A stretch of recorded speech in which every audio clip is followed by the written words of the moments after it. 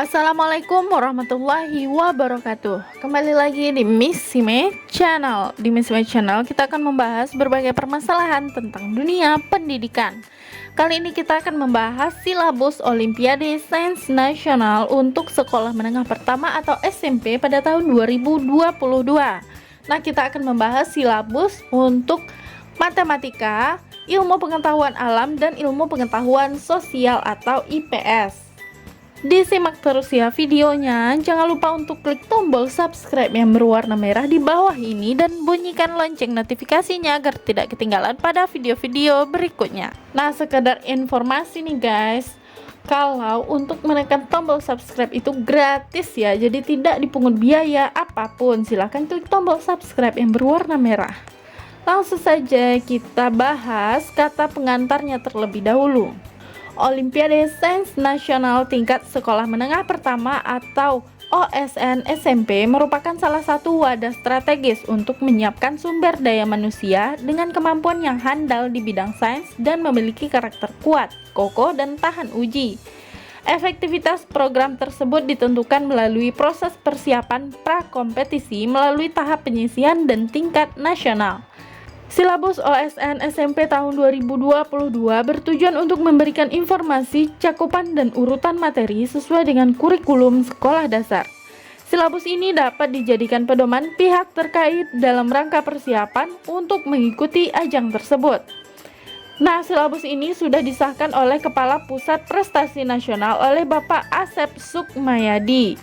Nah, untuk daftar isinya ada kata pengantar, daftar isi, bab 1 itu pendahuluan, bab 2 ruang lingkup, bagiannya matematika, ilmu pengetahuan alam, ilmu pengetahuan sosial.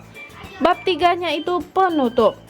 Nah, untuk bab 1 pendahuluan, Olimpiade Sains Nasional atau OSN merupakan salah satu kegiatan tahunan yang dilaksanakan oleh Pusat Prestasi Nasional Kementerian Pendidikan, Kebudayaan, Riset, dan Teknologi dalam rangka peningkatan mutu pendidikan dan pembangunan sumber daya manusia dalam bidang sains. OSN SMP merupakan ajang silaturahmi para pecinta sains jenjang SMP dan sederajat di seluruh Indonesia pada cabang lomba matematika, IPA, dan IPS. OSN dilaksanakan secara berjenjang dalam 2 tahap, yaitu babak penyisihan dan babak final. Penyelenggaraan OSN diharapkan mampu meningkatkan atmosfer kecintaan terhadap dunia sains sekaligus menanamkan karakter kompetitif, sportif, produktif, dan jujur pada peserta didik SMP sejak dini. Penyelenggaraan OSN telah memotivasi banyak sekolah untuk mengembangkan program peningkatan mutu pembelajaran matematika, IPA, dan IPS. Hal tersebut mengindikasikan bahwa dampak positif dari kegiatan OSN sudah nampak dan menjadi gerakan nasional untuk mengembangkan mutu dan kualitas pendidikan sains mulai dari tingkat sekolah, kabupaten atau kota, provinsi, hingga ke level nasional. Untuk memperluas dampak positif tersebut, diperlukan informasi yang dapat membantu sekolah dalam rangka akselerasi pemahaman program peningkatan mutu pembelajaran bidang studi matematika, IPA, dan IPS. Diharapkan silabus ini dapat memberikan informasi bagi pihak-pihak terkait dalam mempersiapkan peserta didik untuk mengikuti OSN SMP tahun 2022. Bab kedua, ruang lingkup. Silabus OSN disusun berdasarkan kurikulum 2013 dan silabus Olimpiade Sains Internasional. Silabus OSN terdiri dari kompetensi, materi, dan lingkup materi. Kompetensi adalah deskripsi dari kemampuan yang diujikan. Materi adalah topik yang diujikan. Lingkup materi adalah deskripsi batasan materi yang diujikan. Soal OSN disusun berdasarkan ruang lingkup materi yang telah ditetapkan di dalam silabus. Kompetensi yang diharapkan dari peserta OSN adalah keterampilan berpikir tingkat tinggi atau HOTS. Lingkup materi yang tercantum dalam silabus ini merupakan bahan acuan untuk menyusun kisi-kisi soal OSN dan naskah soal OSN yang dapat diinterpretasikan pada tingkat kesulitan soal yang berbeda. Tingkat kesulitan tersebut dibuat berjenjang dengan soal babak final lebih sulit dari soal babak penyisihan. Adapun silabus OSN SMP tahun 2022 adalah sebagai berikut. Yang pertama kita akan membahas silabus matematika. Kompetensi yang pertama, menerapkan sifat dan operasi bilangan bulat, rasional, akar, serta bilangan berpangkat dalam menyelesaikan masalah. Materinya itu adalah bilangan, lingkup materinya, operasi bilangan bulat, rasional, akar, serta bilangan berpangkat dan sifat-sifatnya. Lingkup materi yang kedua, faktor persekutuan terbesar atau FPB dan kelipatan persekutuan terkecil atau KPK. Lingkup materi yang ketiga adalah basis bilangan. Lingkup materi yang keempat adalah sisa pembagian. Kompetensi yang kedua adalah menerapkan konsep himpunan relasi, fungsi, perbandingan, persamaan, pertidaksamaan, barisan, deret, dan operasi aljabar dalam menyelesaikan masalah. Materinya adalah aljabar. Lingkup materinya, pengertian, notasi, dan operasi himpunan, relasi dan fungsi. Pembagiannya adalah pengertian relasi dan fungsi beserta grafiknya, operasi fungsi suku banyak, rasional, dan akar beserta sifat-sifatnya. Lingkup materi yang ketiga, perbandingan senilai dan berbalik nilai. Lingkup materi yang keempat, operasi aljabar melibatkan bilangan rasional, bilangan berpangkat, dan bilangan berbentuk akar. Lingkup materi yang kelima, persamaan linear dan kuadrat dengan satu atau dua peubah. Yang keenam, pertidaksamaan linear dan kuadrat dengan satu atau dua peubah. Yang ketujuh, sistem persamaan linear dua peubah. Yang kedelapan, pola bilangan, barisan, dan deret. Kompetensi yang ketiga adalah menerapkan konsep garis, sudut, teorema Pythagoras, sistem koordinat Kartesius, dan transformasi pada bidang dan ruang dalam menyelesaikan masalah. Materinya tentang geometri. Lingkup materinya, yang pertama, garis dan sudut. Pembagiannya, kedudukan dua garis, jarak dua titik dan jarak titik ke garis, kemudian sifat-sifat sudut. Lingkup materi yang kedua itu bangun datar. Sifat-sifat bangun datar, keliling dan luas bangun datar, kesebangunan dan kekongruenan. Lingkup materi yang ketiga, teorema Pythagoras. Lingkup materi yang keempat, transformasi. Pembagiannya itu refleksi, translasi, rotasi, dan dilatasi. Lingkup materi yang kelima, sistem koordinat Kartesius. Lingkup materi yang keenam, luas permukaan dan volume bangun ruang. Lanjut, kita bahas kompetensi yang keempat. Menganalisis ukuran pemusatan data beserta penyajiannya dan menerapkan aturan pencacahan serta konsep peluang untuk menyelesaikan masalah. Materi, analisis data, dan peluang. Lingkup materi, analisis data, pembagiannya adalah rata-rata, median, modus data tunggal, dan penafsirannya. Kemudian penyajian data dalam bentuk tabel, diagram, grafik, dan penafsirannya. Lingkup materi untuk peluang, pembagiannya adalah aturan pencacahan seperti penjumlahan, perkalian, permutasi, dan kombinasi. Lingkup materi untuk peluang, pembagian yang kedua, peluang suatu kejadian. Kompetensi yang kelima adalah menyelesaikan masalah dengan melibatkan lebih dari satu konsep matematika.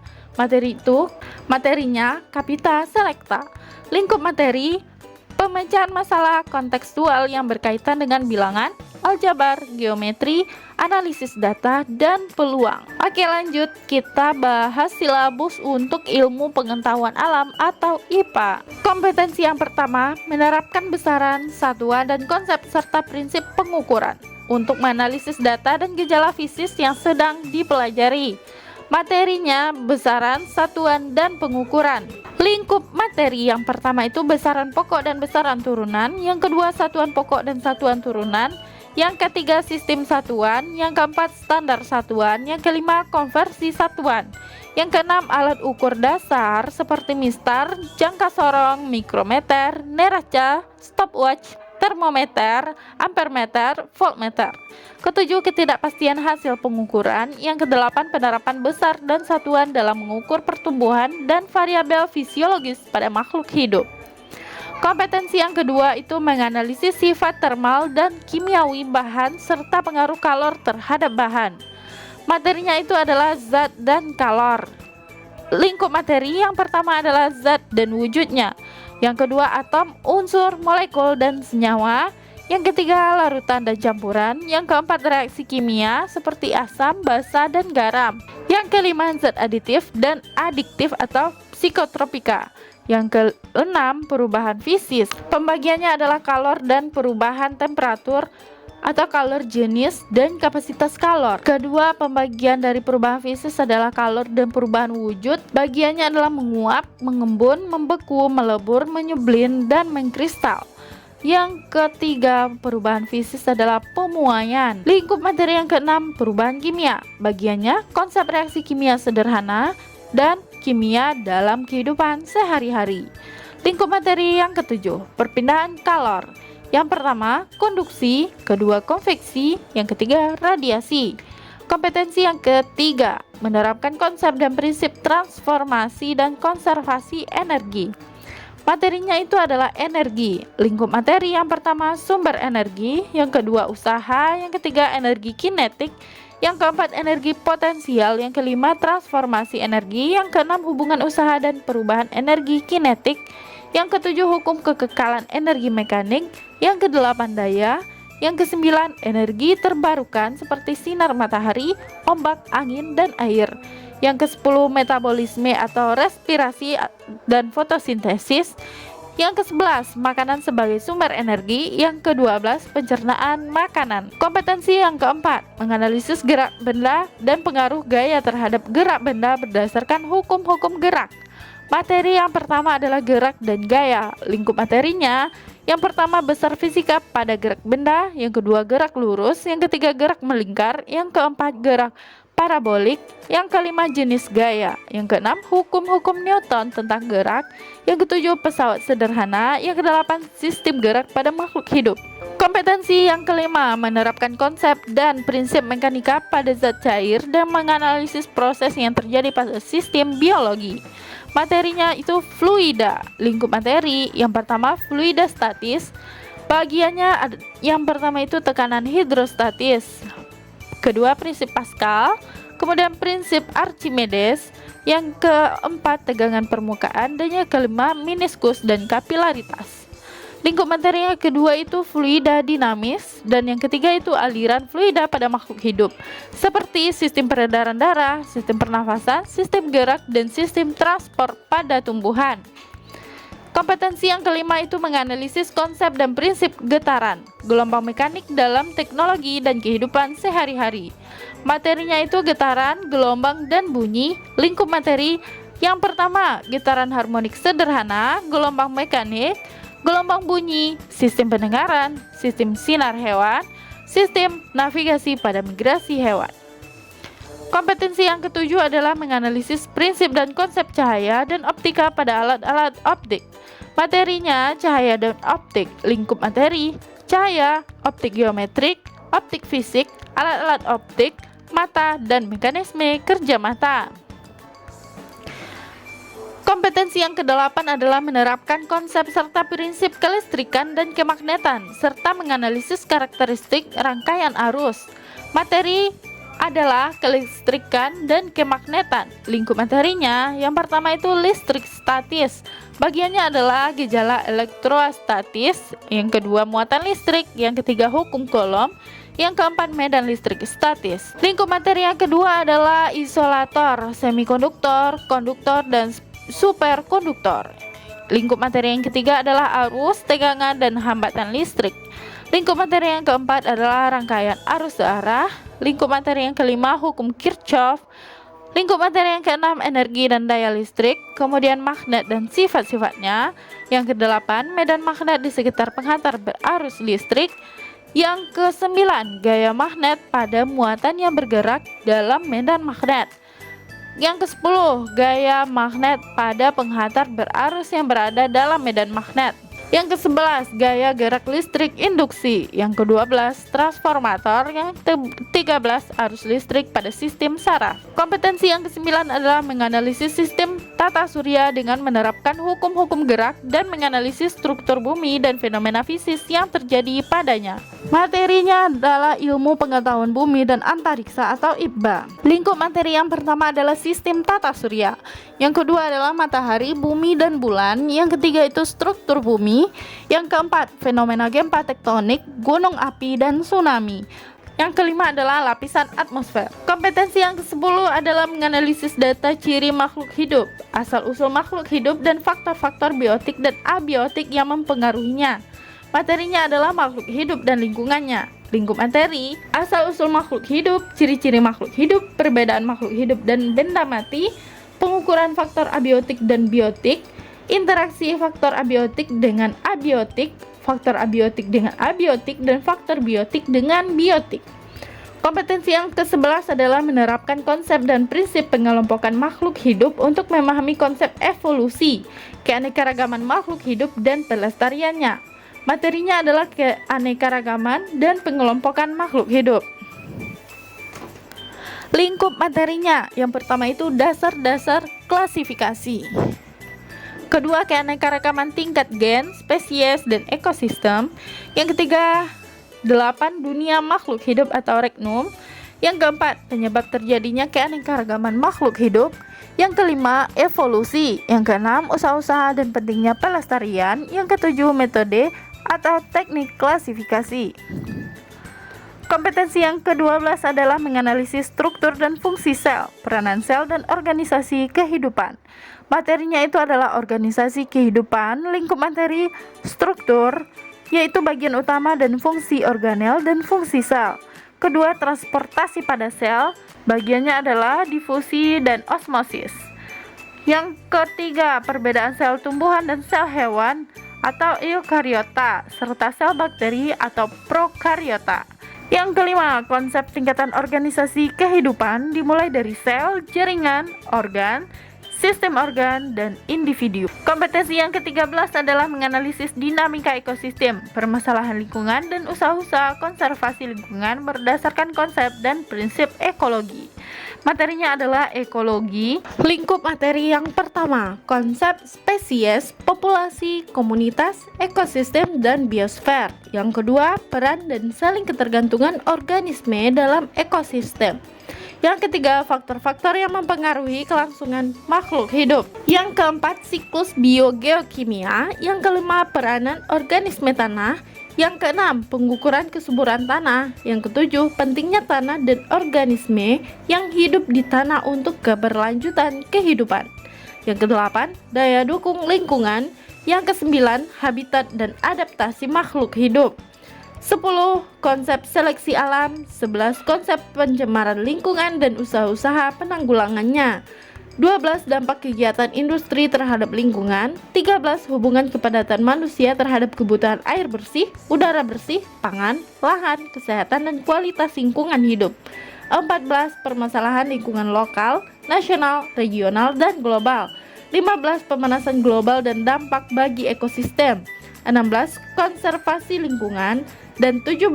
Pembangunan berkelanjutan.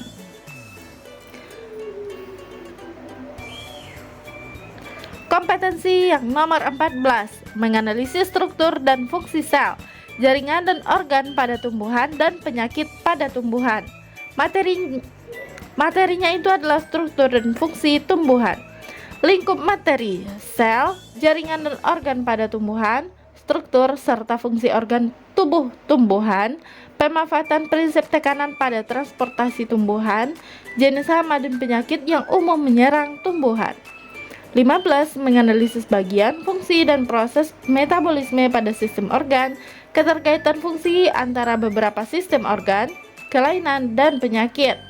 Materinya adalah sistem-sistem pada manusia dan hewan. Lingkup materinya, sistem pencernaan, sistem ekskresi, sistem pernafasan, sistem peredaran darah, sistem saraf dan indera, sistem gerak, sistem imun, sistem reproduksi, keterkaitan antara sistem organ dan homeostasis, kelainan dan penyakit pada sistem organ.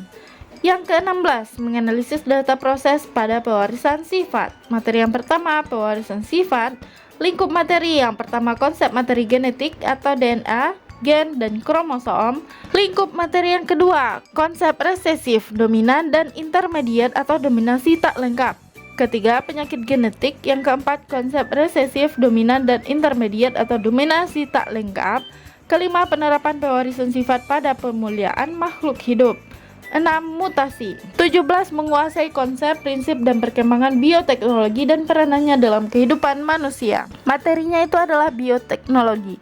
Lingkup materi yang pertama, konsep bioteknologi dan cabang-cabang ilmu biologi yang berperan di dalamnya. Yang kedua, produk bioteknologi konvensional dan modern yang ramah lingkungan. Yang ketiga, manfaat dan dampak bioteknologi.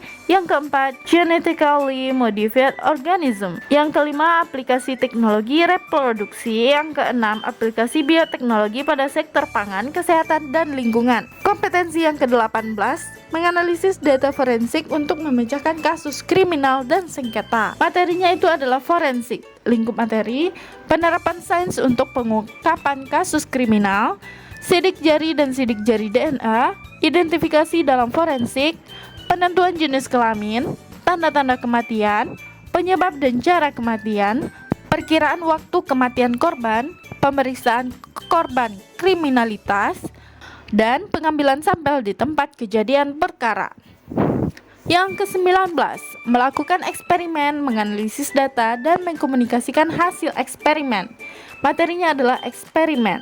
Lingkup materi, yang pertama merancang percobaan, yang kedua menggunakan alat ukur sederhana, yang ketiga merangkai alat percobaan, yang keempat melakukan observasi, mengumpulkan data, mengolah data, menginterpretasi data, menarik kesimpulan, dan memahami serta menerapkan keselamatan dan kesehatan kerja. Selanjutnya kita akan membahas silabus ilmu pengetahuan sosial atau IPS. Yang pertama, menganalisis interaksi antar ruang dan pengaruhnya terhadap kehidupan manusia dalam aspek sosial, ekonomi, budaya, dan pendidikan di wilayah Indonesia melalui peta, tabel, dan grafik. Materi yang pertama, kondisi geografi Indonesia.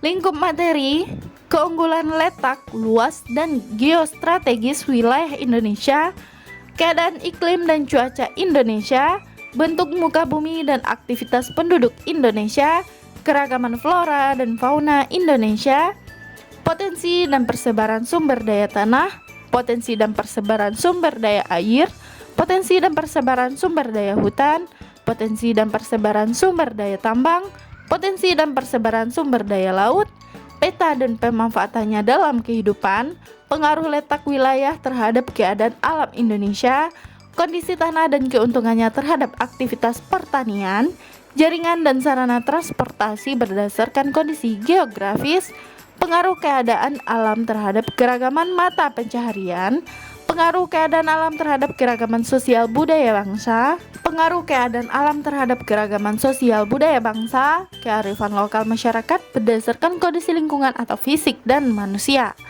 Yang ke-17, pengaruh keunggulan lokasi terhadap kegiatan ekonomi seperti produksi, distribusi dan konsumsi, transportasi, serta komunikasi. Yang ke-18, kegiatan wirausaha berbasis teknologi dengan pemanfaatan sumber daya alam dan sumber daya manusia. Yang ke-19, peranan penduduk, modal, dan teknologi dalam pembangunan nasional. 20, isu global dan dampaknya terhadap pembangunan nasional. 21, konsep interaksi manusia dengan lingkungan alam. 22, pengaruh konversi lahan pertanian menjadi lahan industri. Kompetensi yang kedua adalah menganalisis perubahan keruangan dan interaksi antar ruang yang diakibatkan faktor alam, manusia, dan pengaruhnya terhadap kelangsungan kehidupan di negara ASEAN melalui grafik, tabel, dan gambar secara kritis. Materinya adalah interaksi antar ruang yang diakibatkan faktor alam, manusia, dan pengaruhnya terhadap kelangsungan kehidupan di negara-negara dunia. Lingkup materi yang pertama, kondisi geografis negara-negara di dunia. Yang kedua, pluralitas masyarakat negara-negara di dunia dari etnis, agama, pekerjaan, dan status sosial. Yang ketiga, keunggulan dan keterbatasan ruang dalam kegiatan sosial, ekonomi, dan politik di negara-negara di dunia. Keempat, peningkatan kualitas penduduk dalam menghadapi persaingan bebas masyarakat dunia. Yang kelima, dinamika penduduk benua-benua di dunia. Kompetensi yang ketiga adalah mengevaluasi perubahan keruangan dan interaksi antar ruang negara-negara Asia dan negara-negara di benua lainnya serta dampaknya bagi kehidupan manusia. Materinya adalah perubahan keruangan dan interaksi antar ruang negara-negara Asia dan negara-negara benua lainnya, serta dampaknya bagi kehidupan manusia. Lingkup materi yang pertama, karakteristik fisik dan sosial di negara-negara Asia dan pengaruhnya terhadap kegiatan ekonomi, sosial, dan budaya. Yang kedua, sejarah persebaran bangsa-bangsa Asia dan pengaruhnya terhadap kehidupan sosial dan budaya. Yang ketiga, kerjasama antar negara Asia dan negara-negara di benua lain dalam bidang ekonomi, budaya, dan pendidikan. Yang keempat, menganalisis jenis-jenis kelembagaan sosial, budaya, ekonomi, dan politik dalam masyarakat.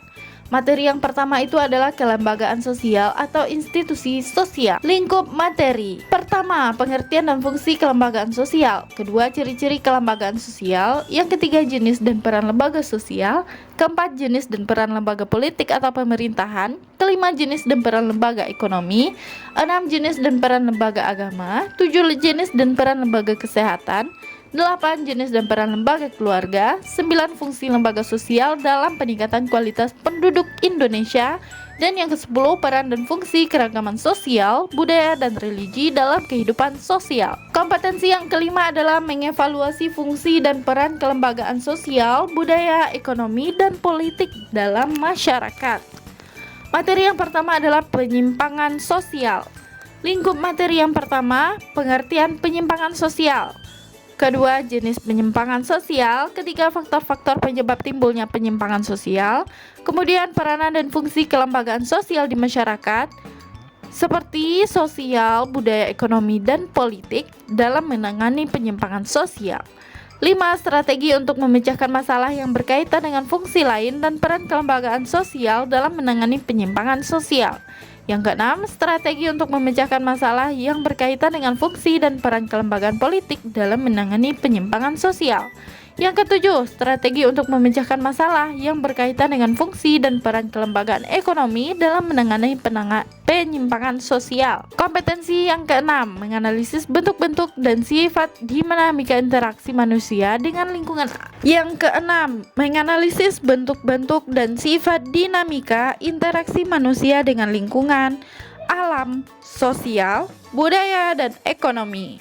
Materi yang pertama adalah interaksi manusia dengan lingkungan alam, sosial, budaya, dan ekonomi. Lingkup materinya, pengertian interaksi sosial, kemudian bentuk-bentuk interaksi manusia dengan lingkungan alam, kemudian bentuk-bentuk interaksi manusia dengan lingkungan sosial, kemudian bentuk-bentuk interaksi manusia dengan lingkungan budaya, bentuk-bentuk interaksi manusia dengan lingkungan ekonomi, bentuk-bentuk interaksi manusia dengan ekonomi, kemudian faktor penyebab dan permasalahan yang timbul akibat interaksi manusia dengan lingkungan alam, kemudian faktor penyebab dan permasalahan yang timbul akibat interaksi manusia dengan lingkungan sosial, kemudian faktor penyebab dan permasalahan yang timbul akibat interaksi manusia dengan budaya, faktor penyebab dan permasalahan yang timbul akibat interaksi manusia dengan ekonomi, kemudian faktor penyebab timbulnya permasalahan akibat interaksi manusia dengan lingkungan alam, kemudian cara mencegah dan mengatasi permasalahan yang timbul akibat interaksi manusia dengan alam,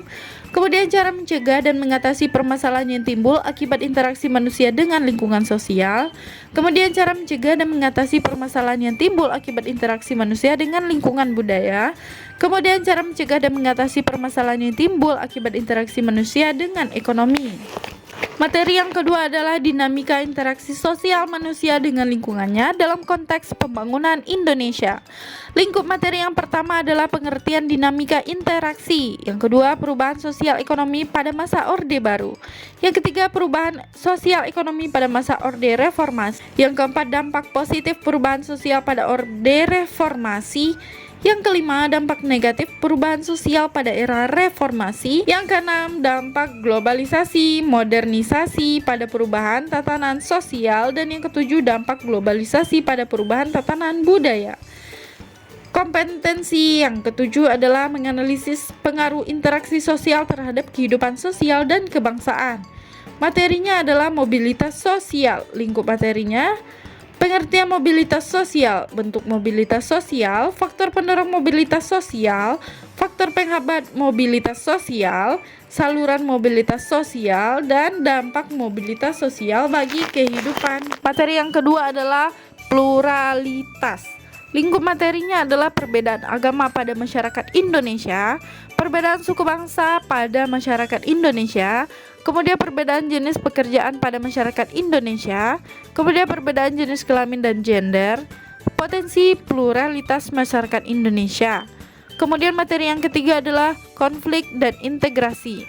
Lingkup materi, yang pertama konflik dalam kehidupan sosial, yang kedua faktor penyebab terjadinya konflik pada masyarakat Indonesia, yang ketiga integrasi sosial pada masyarakat Indonesia, yang keempat faktor pendorong integrasi sosial pada masyarakat Indonesia. 8. Menganalisis interaksi antara manusia dalam memenuhi kebutuhan manusia. Materi yang pertama adalah pemenuhan kebutuhan manusia.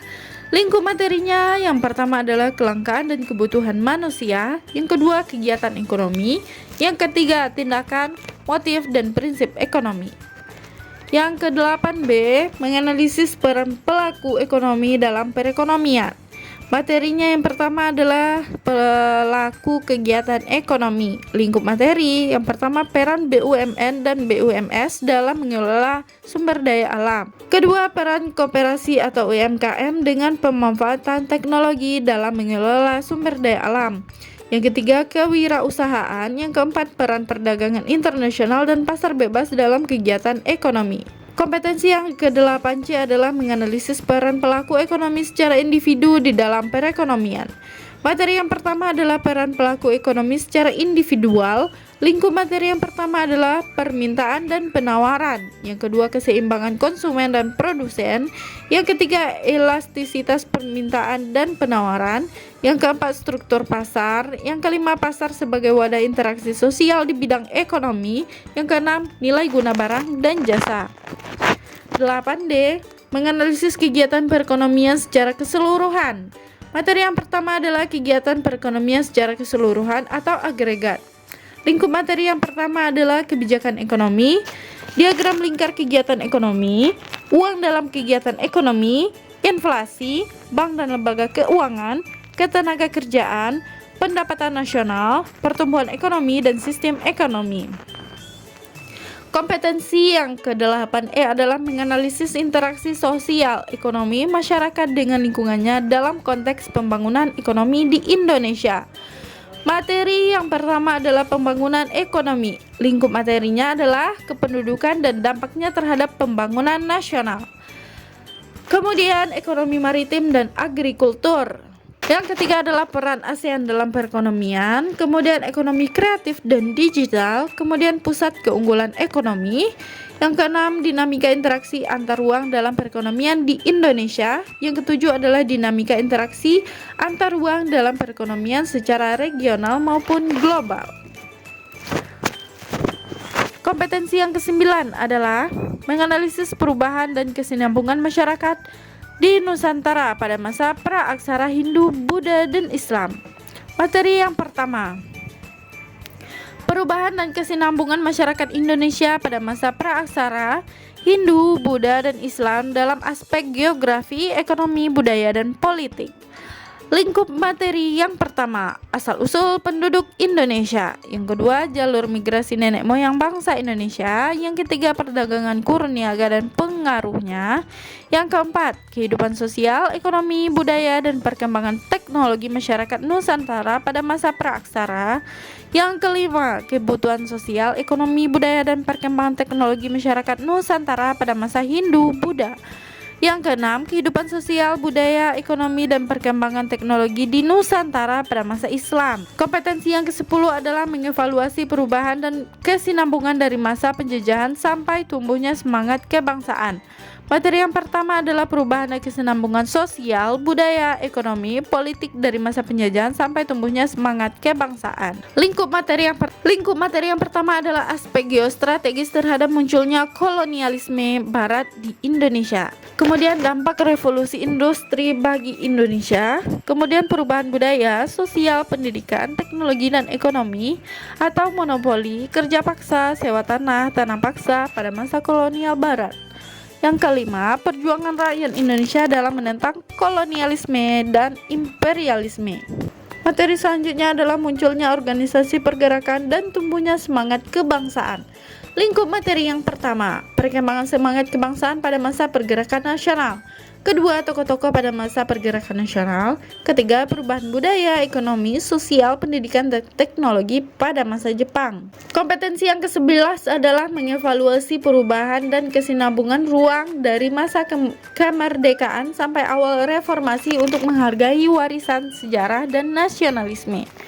Materi yang pertama adalah perubahan awal kemerdekaan ditinjau dari segi sosial, politik, dan ekonomi. Lingkup materi yang pertama, usaha perjuangan mempertahankan kemerdekaan Indonesia. Yang kedua, peristiwa-peristiwa politik dan ekonomi pasca pengakuan kedaulatan. Yang ketiga, tokoh-tokoh pada awal kemerdekaan. Yang keempat, dorongan internal dan eksternal kebangsaan yang berpengaruh pada masa awal kemerdekaan. Yang kelima, interaksi Indonesia dengan negara-negara di dunia. Yang keenam, dinamika politik, perubahan sosial ekonomi pada masa Orde Baru dan reformasi. Dan yang ketujuh adalah pengembangan teknologi pada masa awal kemerdekaan sampai awal reformasi. Nah, untuk 8I itu melakukan observasi bidang kajian IPS di lingkungan tempat tinggal peserta. Nah, materinya itu adalah observasi lapangan, di mana lingkup materinya adalah menjanjikan video observasi lapangan bidang IPS yang integrasi pada sub bidang kajian geografi, sosiologi, ekonomi, dan sejarah. Sekarang kita lanjut ke bab terakhir, yaitu bab 3 atau penutup. Silabus OSN SMP tahun 2022 yang berisi tentang cakupan dan urutan materi. Silabus ini meliputi kompetensi inti dan kompetensi dasar serta pengembangan materi sesuai dengan Olimpiade Sains tingkat internasional. Informasi tentang cakupan dan urutan materi yang ada dalam silabus ini dapat dijadikan pedoman dalam rangka persiapan untuk mengikuti ajang Olimpiade Sains Nasional Sekolah Menengah Pertama pada tahun 2022. Nah, sekian penjelasan kakak pada silabus untuk matematika, IPA, dan IPS kali ini. Jika ada yang tidak paham, silahkan tanyakan di kolom komentar. Jangan lupa untuk like, share, dan klik tombol subscribe serta bunyikan lonceng notifikasinya agar tidak ketinggalan pada video-video berikutnya. Terima kasih sudah menonton. Assalamualaikum warahmatullahi wabarakatuh. Fearless.